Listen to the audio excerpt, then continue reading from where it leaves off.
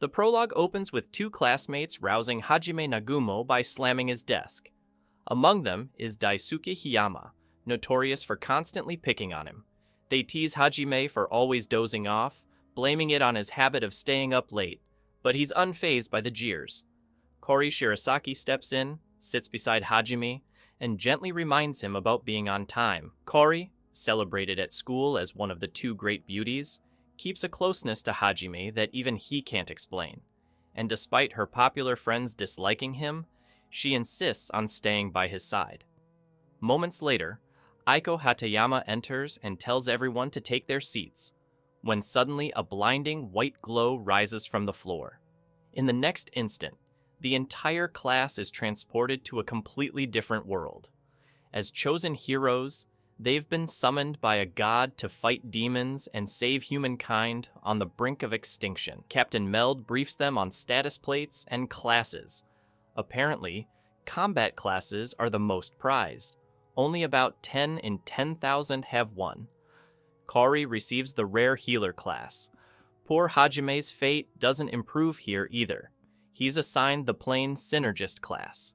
Hayama laughs at his low rank.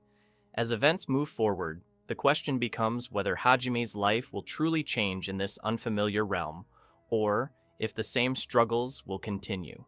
The anime's story then cuts to Hajime awakening deep inside the Great Orcus Labyrinth, a deadly dungeon swarming with monsters. He assesses his dire situation and the very real possibility of death while trying to find a way out. No clarity comes, until a nearby rabbit-type monster catches his eye. The seemingly harmless creature reveals itself as vicious, effortlessly shredding two other beasts with a barrage of attacks. After devouring them, it turns on Hajime, but a much larger predator appears, fells the rabbit, and eats it. Terrified, Hajime bolts. The bear-like monster notices and charges. He desperately tries to flee but suffers a grievous injury. His arm is severed by the bear's strike. Even so, Hajime realizes he must drive the beast off to live, so he repeatedly uses transmutation, reshaping the terrain to create a barrier and escape. The bear gives up pursuit as Hajime holes up in a small cavern. Shaken to the core, he collapses. When he comes to, he's lying beside a sacred stone that produces holy water, which he uses to mend wounds and lift curses. He recalls from library reading that such sacred stones form deep within mountains where mana accumulates. Compared to his peers, Hajime was always unremarkable in raw ability. His school memories are mostly scorn and ridicule, so he rechecks the basic techniques he learned, reminding himself how far behind he is in combat power. As Hajime ventures deeper, flashbacks reveal how he ended up here. 70 days earlier, the class descended into the treacherous reaches of Orcus. During one clash, Kuki Amanogawa covered Hajime when he faltered, making it clear Hajime needed to step up. Kaori Shirasaki checked whether he was okay, and they pushed on until they found a glittering glands crystal, a famed gemstone in kingdom lore. It was a trap. Touching it teleported them into a perilous zone packed with monsters.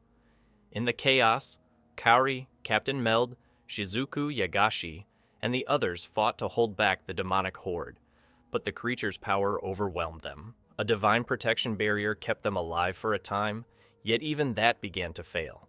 In that desperate moment, Hajime used transmutation to disrupt the approaching enemies and open a path across a bridge, letting classmates advance. When he turned to follow, a blast struck him, a teammate's direct attack. He toppled from the edge as the bridge collapsed under monster assault, plunging into the labyrinth's fathomless depths. On death's doorstep and feeling utterly betrayed, Hajime questioned why he ever agreed to train in Orcus. Resolving to live, he did the unthinkable. He ate monster meat for sustenance, and managed to trap two wolf-type beasts. Consuming their flesh triggered a strange surge from their blood, but he survived. Checking his status plate, he found his level increased and new skills gained, lightning-related and wolf-like traits. With transmutation, he fashioned a revolver and named it Donner. then crafted and tested blast rounds from different stones. Armed with these new tools, he hunted down a rabbit monster and defeated it, further boosting his abilities. Eventually, he faced the bear again to settle the score. Hajime goaded it, slipped past its swipes, and answered with precise gunplay. A well-placed shot shattered the creature's arm. A heartbeat later, a clean headshot ended the fight. It was a decisive rematch victory. On floor 17, he drank again from the sacred stone and wondered how long this nightmare would continue. The lower levels were even darker than before, and visibility was miserable. When a lizard-like monster lunged in the blackness, he kept his cool, using lightning bombs to stun and finish it with measured Donner shots. Level by level, he cut through anything that blocked his path. By the time he reached floor 44, his resolve to exterminate whatever stood before him had hardened into a routine of survival. Meanwhile, his classmates reported to the king. They explained how the Glan's crystal trap on the 20th floor had warped them directly to the unprecedented 65th level, deepest any humans had reached, where they encountered a terrifying behemoth. The king reminded them their summoning was bound by royal agreement. News of the gods' heroes being lost must be concealed, and they were forbidden to speak of what happened to anyone. Elsewhere, Shizuku tended to Kaori, who had collapsed in the labyrinth. Kaori remembered the moment a spell struck Hajime as he tried to rejoin the group, sending him into the abyss. When Kuki argued against Captain Meld's judgment, Shizuku sided with the captain, calling the choice necessary. Still turning possibilities over in her head, Shizuku practiced alone on the lawn and recalled their very arrival in this world, summoned by the church of Pope Ishtar to fight demons and their monster allies. Humans, demons, and beastmen. For decades, humanity has been barely hanging on while demons controlled the monsters, the war pushing human existence to the brink. While reflecting, Shizuku began quietly suspecting Hiyama, who'd always clashed with Hajime. Perhaps jealousy was involved. She shelved the thought and hurried inside. Kaori woke after 5 days, immediately asking about Hajime.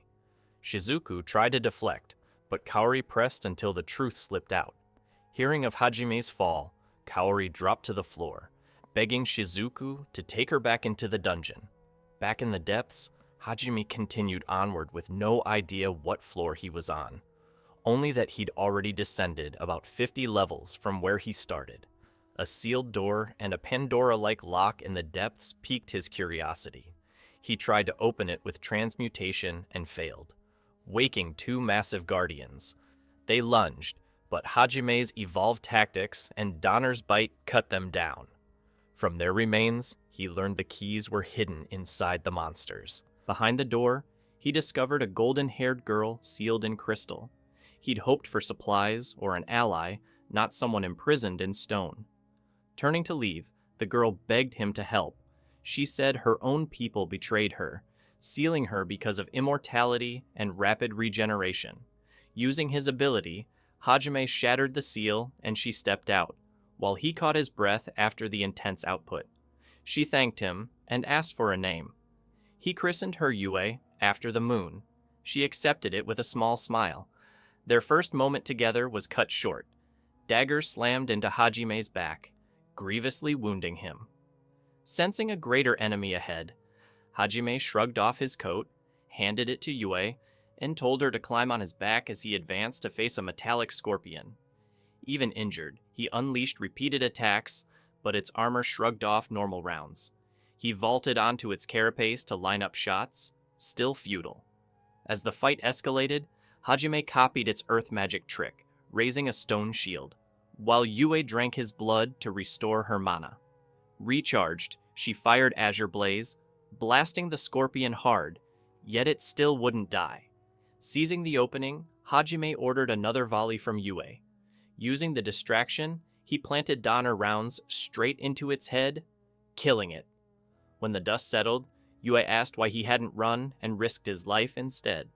Hajime answered that he doesn't run anymore, he'll face what comes. Yue then explained her unique regeneration and revealed that the labyrinths were made by the Liberators, overwhelming beings who rebelled against the gods and built these dungeons. It's believed a liberator might still dwell in the heart of a labyrinth, so finding that core could lead them back to the surface. Motivated, Hajime crafted a second rifle, Schlagen, and the two continued toward the center. On the road, Yui peppered him with questions. Hajime said he was from Earth, that he and his classmates were summoned by a god to fight demons. But unlike the others, he wasn't a frontline fighter. As a Synergist, he'd been branded useless. He admitted he'd been betrayed, lost an arm to a monster, and now had no intention of ever relying on the class again. He was focused on getting stronger himself. He insisted he didn't hold resentment toward them anymore. Hearing his ordeal, Yui cried, saying she too had no home or place to return. Hajime decided she'd come with him on his quest to get back. Soon, they ran into dinosaur-like beasts with parasite flowers growing from their heads. Hajime concluded the creatures were being controlled through those plants, and if they wanted to stop the waves of attackers, they had to find the controller. Fleeing through the onslaught, they reached a cave lined with green crystals. Hajime felt the mastermind was inside. Suddenly, a flower sprouted on Yui's head, enthralling her. She launched spells at Hajime, who narrowly defended and spotted the true monster smirking behind her. Yui shouted for him to shoot through her if needed. Hajime did exactly that, the bullet piercing the flower and killing the hidden controller. Victory secured. Yui spun on him in fury for being so reckless. He'd even burned her outfit in the process. That night, while Hajime roasted monster meat and boasted about the taste, Yui approached, eyes shining. She shed her clothes and stood unabashed, inviting him to let her love him. By morning, they descended toward the final layers. Yui noticed how careful Hajime had become here. They soon reached a sealed gate. A spark of hope lit Hajime's eyes. Maybe this was the way out. Unmoved by hardships, they pressed on and finally reached the 100th floor. A vast, eerie space opened. Glass-like formations, cold light everywhere. When the ground bled crimson and an enormous six-headed dragon rose. The Hydra surged forward, flames, blades, lightning, but Hajime and Yui blocked and countered. Hajime emptied Donner in tight bursts. Yui called down raging sleet, tearing into draconic flesh. The wounds closed at once. There was a healer head among them. Realizing each head had a role, defense, deception, healing, assault. They planned to target the healer. Their barrage was intercepted by the defender, soaking damage for the rest. Suddenly, one head invaded Yui's mind, dragging her back to the darkness of her imprisonment, trying to break her. Tears welled. She froze. Hajime recognized the spellbind and wrenched her free, pulling up a protective barrier around her. He leaned close and kissed her, an unexpected comfort that steadied her heart and kindled her strength for the fight ahead. He promised they'd win together and go home. Empowered, Yui erupted, unleashing a storm of spells. Hajime ramped up fire and steel with Schlagen. When the Hydra tried the same trick on Hajime, it met a mind far harder to sway. He snapped the illusion instantly. Yui's heavenly blade tore off several heads, yet the Guardian doubled down, lashing them with scorching thunder. A blast angled for Yui. Hajime stepped into the line and took it, collapsing under the strain. Desperate, Yui struck back, but her spells barely slowed it. Daggers of light rained like a storm. As defeat loomed, she suddenly found herself cradled. Hajime had risen again. Side by side, they synchronized their offense. Their combined assault snared the monster, and together, they finished it. As the Hydra fell, Hajime's knees buckled, and he slumped into Yui's arms. In answer to their victory, a door ground open ahead, the way to the Liberator's sanctum. On the other side, Aiko Hadayama pushes back against Pope Ishtar's plan to send the students back into the dungeon. She argues they're still reeling from losing Hajime, and forcing an expedition now is reckless. The Pope answers that only those who volunteer will go. Furious, Aiko ends the discussion and returns to her quarters, vowing to do whatever she can to protect her kids. The next morning, Hajime wakes and jolts when he realizes he's on a bed. How is there a bed this deep underground? Even more shocking, Yue is beside him, completely naked.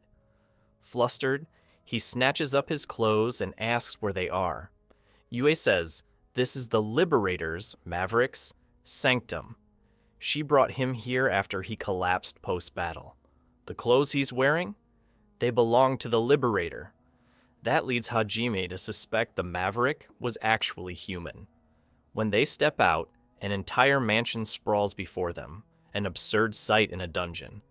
Inside, they find a chamber with a magic crest on the floor and a skeletal corpse seated on a chair. As Hajime approaches, the soul of Oscar Orcus manifests, praises him for surviving, and explains he's the creator of this labyrinth. The message they're seeing is pre-recorded. Meanwhile, on the 65th floor, Kaori, Shizuku, Kuki Amanagawa, and the others challenge the behemoth again, this time refusing to run. Kuki takes point and divvies up rolls, drawing the monster's aggression so the rest can attack from angles. Shizuku carves through a horn with a full-force strike, but it's not enough to tip the fight. As momentum starts to slip, Suzu raises a shield to deflect the onslaught. Bolstered by Kaori's support magic, the class finally lands a solid series of blows. Kuki seizes the opening, leaps in, and delivers the decisive strike to finish the behemoth. Back in the mansion, Oscar Orcus bequeaths his power to Hajime and warns him not to use it for petty ends. As knowledge floods in, like the world's history being etched into his mind, Hajime learns the so-called Mavericks were actually the Liberators, not villains. Legends have lied about them. He and Yue lay Oscar's remains to rest, keeping only a ring that opens sealed places. With creation magic now in hand, Hajime can literally craft anything he can visualize. They spend time training, experimenting with new skills, refining weapons, even tweaking monster meat processing to squeeze out temporary stat boosts. Once he's satisfied with the basics, Hajime tells Yue they'll face enemies on all sides. The church, the kingdom, maybe even the gods. Yue doesn't waver, her path is with him now. Soon after, a panicked rabbit-eared girl of the Halia Beastmen appears, Shia, begging for help and declaring she can guide them through the Sea of Trees fog with her future sight and unique mana control. Initially, Hajime is reluctant. Yui points out a guide from the forest would be useful. He agrees to hear Shia out, and the trio heads for the forest, cutting down monsters in sync while Shia makes her case to travel with them. Hajime tells the Holia they must stop living timidly, either kill or be killed. Inspired, the tribe starts monster hunting to harden themselves. In a playful spar, Shia even manages to nick Yue's cheek. Later, the tribe returns with their first real haul, beaming with bloody pride. At the Great Tree, they find a monument marked with 4 sigils, relics pointing to other labyrinths, convincing Hajime to go conquer the next one. He leaves the Halia behind to train, hinting he'll need their help down the road. Shia recalls her mother saying she'd meet remarkable people beyond the Sea of Trees. Eyes shining, she insists on the bet Yue accepted. Shia won that duel after all. Yue counters. The future can be changed. In Rasen Gorge, the group searches for an entrance. Shia suddenly finds it, thrilled. Inside, Hajime handles the opening wave of monsters. Soon they reach a stone tablet. Shia playfully smacks it with her hammer, and it regenerates while a voice explains it'll repair itself. They press deeper, dealing with traps through coordination and grit, only to loop back to the starting room. Meanwhile, in the High League Kingdom, Yuka announces that Aiko can't sit still any longer. She'll accompany her. Yuka also pushes classmates to accept that Hajime saved their lives back in Orcus. The scene switches back. Hajime, Yue, and Shia reach Milady Risen's lair. Guards block the corridor, so Hajime has Shia take point, promising he and Yue will step in if needed. After breaking through and climbing a wooden platform, they finally face Milady. Hajime bluntly states his goal, ancient magic, and when Milady quizzes him, he answers. He was dragged here by a god and needs that magic to return home. She won't give up its whereabouts, so the battle begins. Her Azantium armor makes her stubbornly tough, but Hajime isolates a weakness, her heart, and, together with Shia, pounds that point until Milady falls. With her last breath, she warns him. Using ancient magic will put him on the path of a god killer. Then her death proves a trick. Via gravitic magic, she's already transferred herself to another body. Hajime moves to claim her treasure, springs a trap, and the labyrinth ejects all three to a distant shore. They trudge to Masaka Inn. At the counter, Hajime asks for one room, but Yue proposes two, one for her and Hajime, one for Shia. Shia, of course, wants to share with Hajime, and the argument heats until a man approaches, introducing himself as Ilwer Chang, head of the Furin Adventurers Guild. He needs help. A party bound for the northern mountains vanished, including Will Kudera, third son of Count Kudeta. Ilwer requests a rescue mission. Hajime agrees on two conditions: status plates for his team, and Ilwer's absolute obedience to his commands when required. Terms accepted, Hajime, Yue, and Shia depart toward Ilt and the mountains. Elsewhere, in the lakeside town of Ur, Aiko and her group eat while worrying over Shimizu, who's been missing a week. The owner brings bad news. Food is running out because the mountain routes are blocked. Then, Hajime's trio enter. Aiko lights up and rushes over, but Hajime pretends not to know her. A Templar knight mouths off at Shia. Hajime rises and puts a bullet in the knight without ceremony. Later that night, Hajime slips into Aiko's room to explain why he won't travel with them. He recounts the Age of Gods, the mad deity manipulating soldiers called Liberators, only to have humanity turn on them. The Liberators hid in the labyrinths and set trials that grant unique powers. Those who succeed become the so-called Mavericks. The labyrinths hold the key to getting home. Also, he was targeted by a spell from one of her students. That's why he fell. Aiko says some students want to join Hajime. He refuses. She promises to honor his conditions. She and her students will part ways after this talk. On the road, she tells him Shimizu disappeared. Hajime deploys autonomous Ornis drones linked to his vision. They soon find an abandoned shield, a bag, and large quadruped tracks, then a hidden passage behind a waterfall. Inside, they locate Will Kudera. Introducing himself, Hajime explains they're here on Ilwer's orders. Will, guilt-stricken over his comrades' deaths and terrified of a black dragon, spirals into self-blame. Hajime grabs him by the collar and snaps him out of it. When they try to leave, the black dragon ambushes them.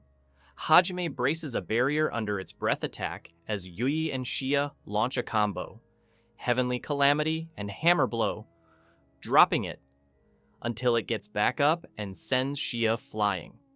Hajime orders Aiko to lead the others to safety, grinds the dragon down, and with one last smash from Shia, they bring it crashing to the ground.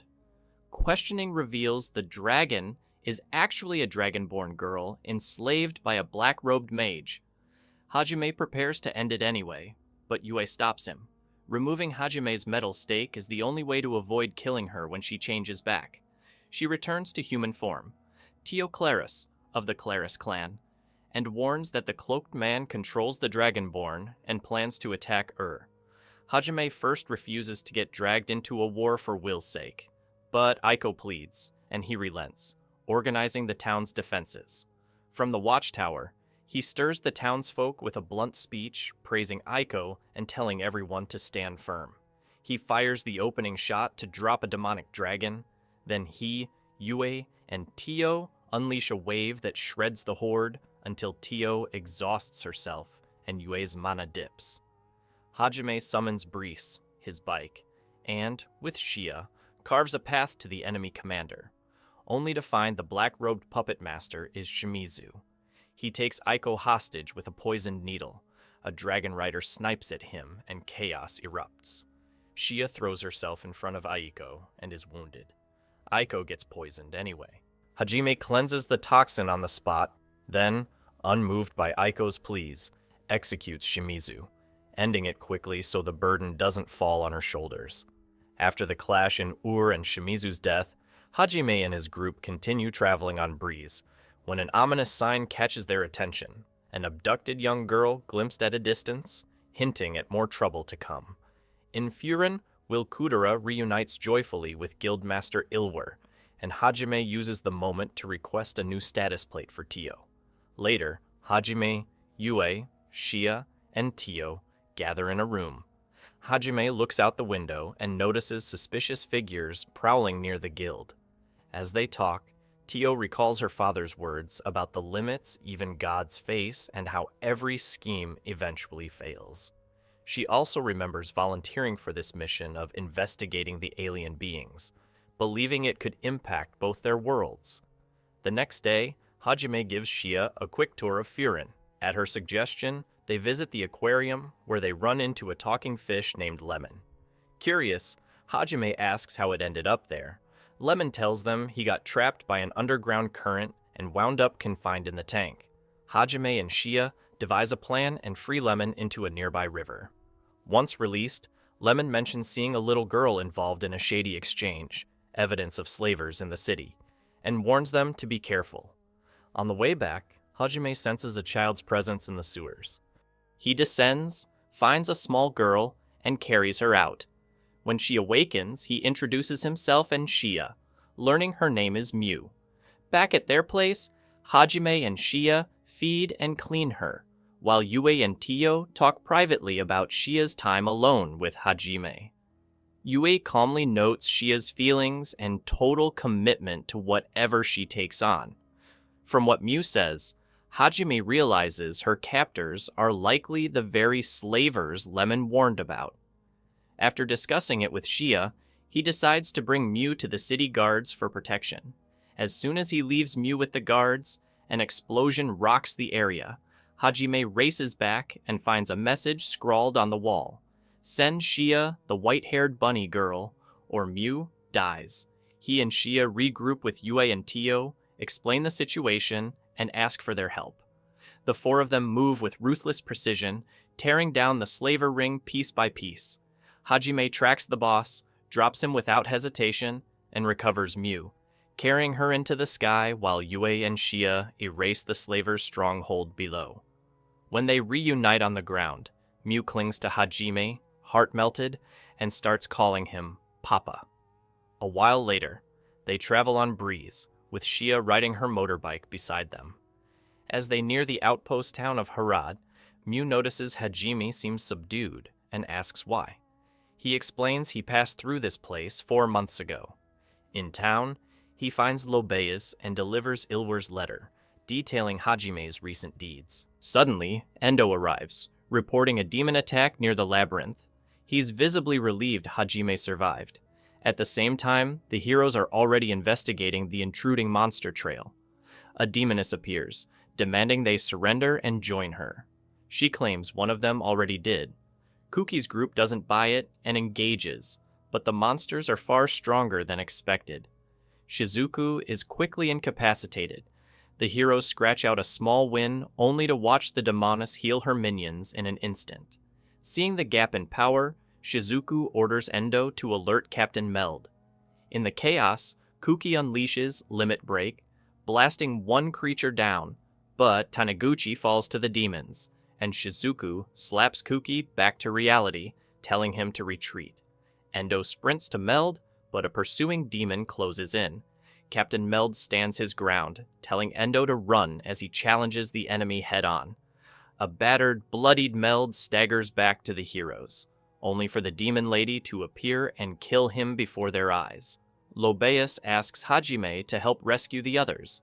Hajime tells Endo bluntly these people are strangers to him and mean nothing, but as Endo pleads and old memories surface, Hajime finally agrees to aid the Imperial heroes.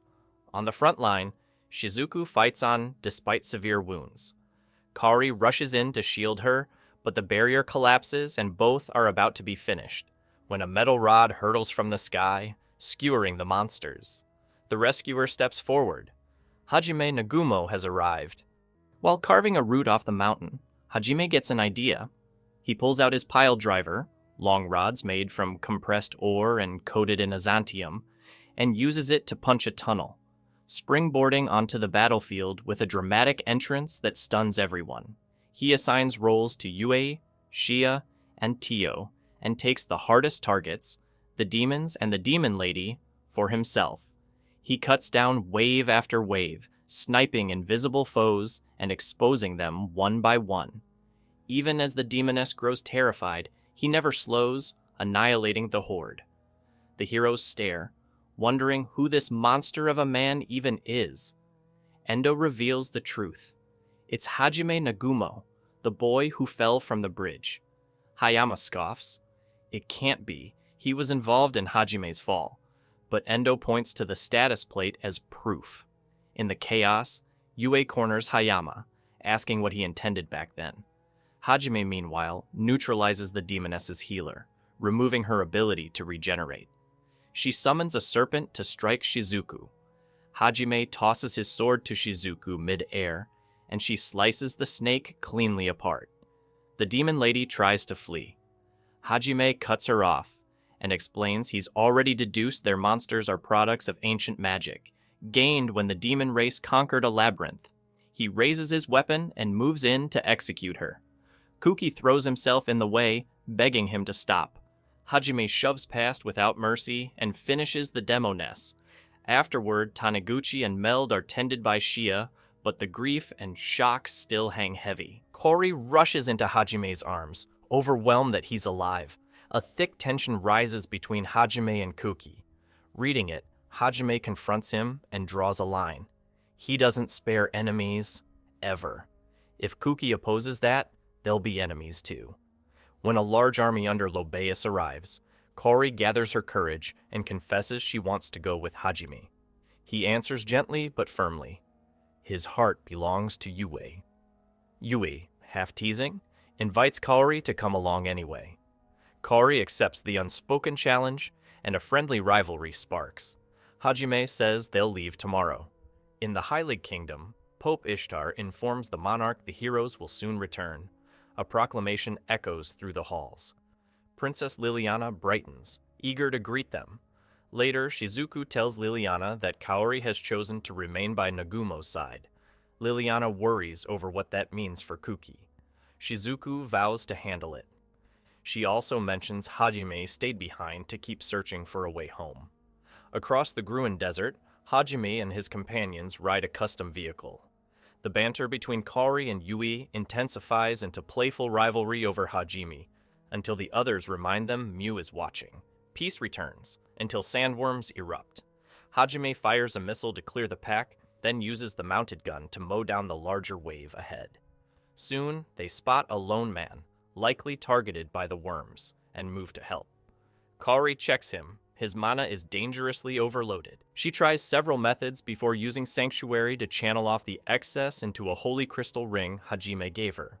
Carefully, she avoids draining too much and stabilizes him. Hajime suggests she examine all of them as well in case something airborne is spreading. The man awakens and introduces himself as Bees Fewald, son of Duke Lunswain Fewald of Ankaji, their next destination. He explains Ankaji is suffering from a poison that's causing mana overload in its citizens, and the cure, Stillstone, lies in Gruen Volcano. He begs for Hajime's help. Hajime agrees to obtain the Stillstone and save Ankaji. Elsewhere, Fried reports to Michael about his recent defeat and losses, vowing to acquire another Age of Gods magic and avenge Katria. He asks Michael to guard their base while he grows stronger. In Ankaji, Hajime speaks directly to Duke Lunswain, stating their plan to help the city. At the oasis, Yue conjures water while Hajime tosses grenades into likely spots. Eventually, a slime-like monster surfaces, the source of the contamination. Even after it's killed, the water remains foul, but Tio assures them the oasis will cleanse itself thanks to the continuous inflow. The Duke publicly thanks Hajime and announces that Hajime's group will head to Gruen Volcano to mine Stillstone. Kaori stays behind to care for Mew, while Hajime, Yue, Shia, and Tio set off for the volcano. They enter the caverns. Hajime inspects mineral nodules and realizes the real stillstone has already been mined here, meaning they must go deeper. A fireball streaks at them, but Yue slices it with spatial severance. A flame bowl charges, and Shia drops it with one blow. The heat grows brutal, so they rest. Tio observes that these trials likely belong to a great labyrinth, testing their focus under pressure and their reaction to ambushes. Renewed, they take a boat and ride a river of lava, then plunge down a lava fall into a cavern lined with still stones. As Hajime targets the nearest island, serpents burst from the lava. He uses specialty ammo to vaporize them, but they regenerate. He figures it out. To get the 100 gems, they must kill 100 snakes. Tio, Shia, and Yue turn it into a race, racking up kills. When only 5 remain, a beam of light suddenly spears Hajime, knocking him cold and dropping him toward the lava. Yui snatches him out of the air, but the beam keeps blasting, wrecking the chamber. Freed appears, marveling that Hajime survived Uranus's breath.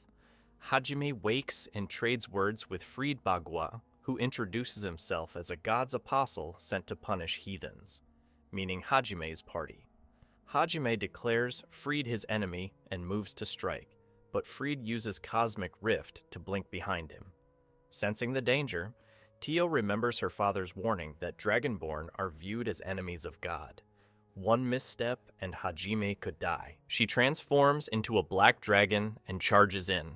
Freed calculates that retreat is smart, but before he can, Hajime unleashes a relentless counterattack. The battle rages until Freed and his dragons finally escape. Victorious, yet drained, Hajime wobbles at the edge and almost drops into lava. Tio swoops up and catches him. Freed admits he underestimated Hajime, then destroys the cornerstone, causing lava to surge. Hajime tells Tio to blast through the roof and carry a message. Tell Kaori and Mew, "See you later." Tio uses pain conversion, powers up, and rockets out. Freed gives chase, but Hajime's planted arsenal detonates, triggering a volcanic eruption that shakes the world. In the Hyli's kingdom, Liliana watches Shizuku's harsh training and flashes back to the brutal monster fight. A stray cat darts by. Liliana approaches and they talk. Kuki's absence hangs in the air, and lilting rumors now call Hajime Nagumo a heretic. Elsewhere in the forest, Hiyama hears an unseen woman's voice trying to bargain with him. He refuses her demands, and she proposes a trade instead. Each will get what they want. Tio hurries back to the kingdom, morphs to human form, and finds Kaori, who anxiously asks where the others are. Tio urges her to stay calm and relays Hajime's message. See you later. Tio and Kaori resolve to retrieve Hajime and the others from Gruen Volcano. Meanwhile, Hajime and Yue discuss their luck escaping the eruption. He recalls their plan, swim through lava using an underwater craft he designed. But as they moved, he realized it wasn't the volcano pulling them. It was an external force. They decided to put distance between themselves and Ankaji, surfacing finally in the ocean. Sea beasts rise, Hajime disposes of them, and then Mew, Tio, and Shia descend from the sky. The reunion is warm, everyone is intact. They cross the waters to Arisen, present the proof of conquest, and the commander confirms the quest cleared. Hajime brings Mew to Remia. Mother and daughter embrace, and the sight softens even Hajime's face. He lifts Remia gently, treating her injured leg. Kaori takes over, explaining she'll need 2 days to monitor for side effects. Remia thanks Hajime for returning Mew. Talk turns to who Mew's papa is now, and it's decided Hajime will be her father from here on. Back in the kingdom, Yagashi meets Aiko, and they discuss how Hajime saved them all. He asks how she recovered so quickly. He senses her attitude has changed and wonders what Hajime told her. Aiko reveals Hajime Nagumo has been officially branded a heretic. Yagashi notes that calling him heretic is like denying the goddess of fertility herself. Aiko agrees, saying the king and officials seemed oddly off. She adds that Hajime confided something about the god the church worships, leaving her unsettled. Later, sitting at a cliff's edge, Hajime and the others examine the Gruen proof of conquest. Hajime points it at the moon, and it shines a beam of light, an emotional moment for everyone. They take Hajime's boat into a cavern. Sensing an approach, he test fires a missile, neutralizing the threat. They find the 5th pentagram symbol, but Hajime uses the pendant's remaining light to open the entrance instead. Their craft splashes down. Water cascades in, but Yui handles it. As they descend, the pressure grows. Hajime hoists Yui onto his shoulders, prompting teasing from the others and a rare, sharp retort from Yui toward Kaori. A gelatinous monster appears. Shia charges and fails to harm it. Hajime throws up a dome against the corrosive slime, but the acid eats through. The thing morphs into true form. They blast it apart, only for it to regenerate immediately. Hajime realizes it has no core crystal. Its whole body is the mana source. A flamethrower doesn't work either. He spots an escape route and takes it. They drop through the floor into water. Hajime gets Kaori to shore first, then waits for the rest, reminding her they're still inside the Great Labyrinth. They reach a ship graveyard and are suddenly dragged into an illusion where only magic works. The scene shifts. Now they're on a ship's deck, ambushed by hostile men. Hajime and Kaori fight through. The illusion shatters and reality snaps back. Catching their breath, Hajime gently tries to tell Kaori to keep some distance. His heart belongs to Yui, no matter how close he is to anyone else. Kaori returns, clearly hurt. Elsewhere, a nun invites Aiko to the Divine Mountain and tries to charm her into submission. Aiko resists more than expected, so the nun decides Aiko could still be useful later. Hajime resumes talking with Kaori about why she joined them, offering to escort her back to Yaigashi if she wishes. Before she can answer, another illusion sweeps them up. This time a banquet aboard Granmyo's ship, humans and beastmen mingling. The king begins a speech, and Hajime thinks it's about peace, until the king orders the massacre of all beastmen in the name of their true deity. Kaori turns away, shaken as heads fall. Across the chaos, Hajime and Kaori lock eyes with a woman dressed like a nun. The mirage fades, and Hajime consoles Kaori, who trembles at the horror she witnessed. He wonders aloud if a deity twisted the king's heart, noting the people's genuine reverence for him. A sudden gust flings Kaori away, and Hajime cuts down soldiers swarming him while searching for her. When he finds her, he realizes something has possessed her, using her voice to manipulate him. He vows to torment the parasite without killing the host until it flees. The tactic works, and Kaori collapses back into herself. Regaining consciousness, she seals her decision with a kiss and tells Hajime she's staying. They reach the magic circle and teleport to the dungeon's end, where they rejoin Yui, Tio, and Shia. The women gently pry for details about what happened. Playful teasing turns into another Yui versus Kaori challenge over Hajime. The proof of conquest manifests, signaling the trial's completion and their readiness to tackle the labyrinth in the Sea of Trees next. Suddenly, the water surges over them. Yui and the others throw up a barrier underwater, as the Devourer, the gelatinous horror, returns. Reinforcements led by Leet arrive to hold it back. With time bought, Hajime lines up the finishing plan, and the Devourer is neutralized for good. In the Naili kingdom of Rowan, anxiety spreads. People have vanished without a trace. Meanwhile, the enigmatic nun escorts Aiko to the Divine Mountain to stand before her lord, who deems Aiko potentially troublesome to their plans. Freed rallies his forces with a heated speech, vowing to crush those he calls heretics. In the Healy kingdom, soldier Jews brings grim news to the commander. Many troops are showing signs of the ominous void. The commander acts fast, ordering Jews to gather experts in dark magic to study the void and counter it. He writes a letter addressed to Duke Fiwald and Hajime, to be used if things go wrong. In the midst of this, Captain Meld suddenly reappears, only for Daisuke to rush in with a report. The door swings wide, and Jews lunges at Meld with a sword. In the scramble, Doze turns on Daisuke, intent on killing him, but Meld blocks and tells Daisuke to run, just as a shocking twist lands. Daisuke rises and stabs Meld from behind. Panic ripples through the girls in the kingdom. Worry for their captain spills over. Incredibly, Meld survives the stab, staggers up, and fights Jews, Daisuke, and 2 soldiers at once. He drops Jews and the pair, but they inexplicably get back up, and more soldiers pour in to finish him. Overwhelmed, Meld dives through a window to escape. Outside, Noint appears and attacks in the deity's name, further complicating things. Inside the hall, Daisuke meets a mysterious girl who says Noint's interference went exactly as she planned. Meld's absence clears the path for their scheme. On the road again, Hajime and company arrive at a chaotic scene. About 15 guards are holding off 40 bandits with stubborn courage. Impressed by their resolve, Hajime guns the engine, unleashes Brise's mounted weapon, and wipes the bandits. He tells Kaori to treat the wounded. Then, a concealed figure steps forth. Princess Liliana rushes to Kaori, and introductions fly as she and Hajime face each other at last.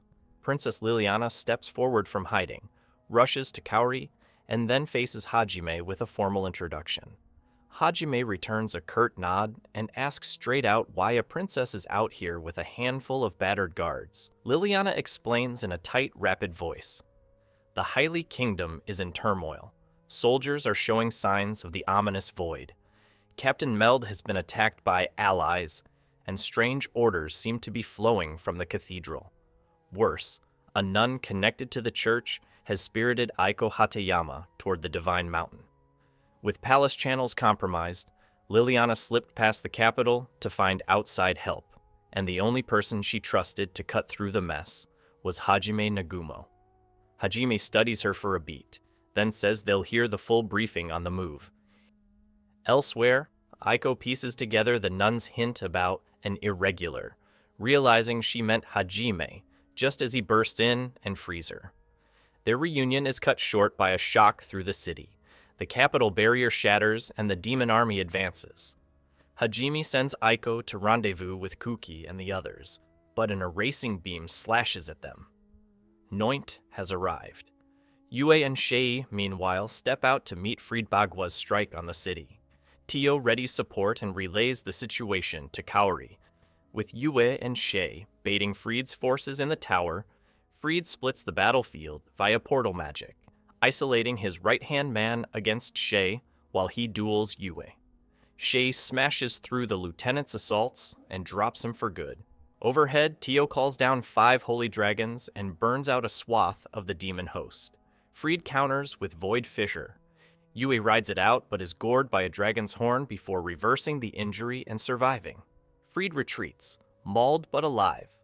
Hajime, carrying Aiko, tangles with Noint. Her blank affect never wavers as she hurls a hellfire tidal wave. He lives through it using a prototype defensive rig, then needles her motives and constraints while testing her timing and vectors. The fight is brutal but inconclusive, until a separate blast flips the board. A church erupts after Tio's overboosted breath, and Hajime quickly reconstructs what happened. Aiko had accelerated decomposition to generate methane, turning the nave into a bomb. In the palace, Shizuku Yaegashi gathers the heroes to respond to the barrier breach when Nia, Ares Masquerade, urges a consultation. Then, a light beacon flares and blades flash. Everyone except Shizuku is stabbed. The real Eri Nakamura steps out, explaining spirit binding. Her necromancy lets the animated soldiers speak with her voice, and gloats that she duped Suzu Taniguchi, while staking a claim on Kuki Amanogawa forever. Kaori and Liliana rush in, but Hayama, under Eri's control, carves Kaori down, ramming the sword deeper as she struggles to heal. Kuki breaks free and rallies the heroes, but Poison Eri planted racks him. As Eri moves to kill Kaori and raise her as a puppet, Hajime blows in. He drops Hiyama, orders Tio and Aiko to treat Kaori, and seizes command. Eri tries to sick Meld at him.